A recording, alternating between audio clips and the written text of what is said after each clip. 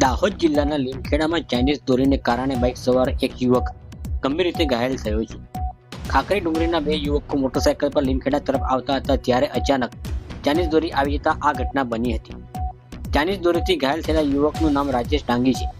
Chinese દોરીને કારણે તેના હોઠના અંદરના અને બહારના ભાગે ગંભીર ઈજા થઈ છે. ઘાયલ યુવકને તાત્કાલિક યુનિટી ખાનગી હોસ્પિટલમાં સારવાર માટે ખસેડવામાં આવ્યો હતો, જ્યાં તેને 15 જેટલા ટાંકા લેવા પડ્યા હતા. ઉલ્લેખનીય છે કે ઉત્તરાયણ નજીક છે ત્યારે ચાઇનીઝ દોરીથી થતા અકસ્માતો વધી રહ્યા છે. ત્યારે ચાઇનીઝ દોરીના વેચાણ અને ઉપયોગ પર કડક કાર્યવાહી કરવામાં આવે તેવી માંગ ઉઠી છે.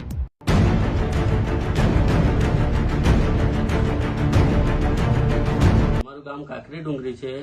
અમે લીમખેડા આવતા હતા. SBI બેંકની આગળ મારા ભાઈનું હોઠ કપાઈ ગયો છે.